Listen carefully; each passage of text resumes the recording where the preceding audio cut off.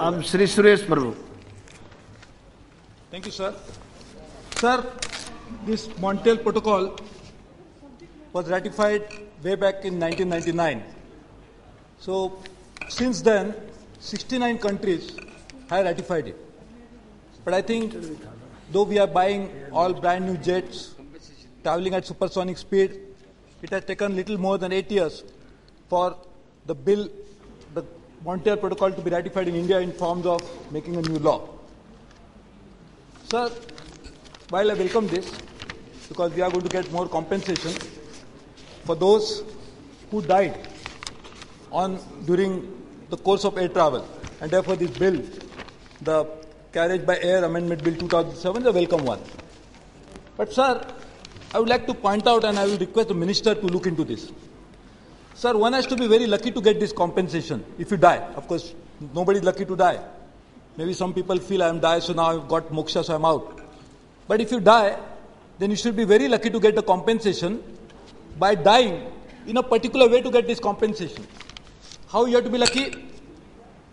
Only those who will die by accident which has caused the death or injury taking place on board the aircraft or in the course of any of the operations of embarking or disembarking. So sir, just imagine if person dies after touching tarmac, he is not going to get compensation. Or somebody who has not yet put his first foot on either the ladder or has actually got into the plane, he is not going to get the compensation. So I was asking this question to the minister, and he has given me a written reply. How many people died in the course of last 3-4 years on the terminal buildings of aircraft? And the minister has given me a reply saying that we don't have any information because we don't maintain that record. If that is so, my request is, please make sure that actually the contract with the air traveler starts with the airline company only when he gets into this act. But air traveler is actually embarking upon air travel, and the sequence of that starts when he actually enters the air terminal building. So I think it should be the compensation that now sought to be provided to an air traveler by virtue of his buying a ticket and actually getting into this act, which is very specifically mentioned, should also be extended to all those who actually die, unfortunately, on the building, on the premises of any of the air terminals or that run by the Airport Authority of India. And that's a very important thing. Sir, in fact, the damages that are sought to be provided are 100,000 rupees. And of course, when you are saying 100,000 rupees, 100,000 is something which is not a very substantial amount. Just imagine the loss of human life. For example, if somebody is actually bought a ticket to go to United States, he's probably paying half of that anyway. So my request is, this is not something which should be considered as a very high amount, though it's a very welcome thing because we are actually now ratifying a protocol which supersedes and actually now replaces the earlier one. So it's a welcome thing, but the damages should not be just 100,000, and as the minister provided, it will increase with the inflation, and with the inflation that is going up, probably the passengers should expect a fair premium because the rate at which the inflation is going on. But I think we really need to make sure that the damages are provided, which will be incremental damages. The damages in addition to what is actually available to a particular person in terms of his entering into another insurance or other policies. And that is something which I hope Minister will clarify. The other point is domestic passengers. Sir, this is covered only for international passengers. I think those who actually are domestic passengers, they also should be covered by this. Because suppose, for example, let's take example. If somebody is going to come from Pune to catch a flight in Mumbai, and then from Mumbai is going to go abroad. Now, how do you make sure that a person actually dies on Mumbai to Pune? He's not covered.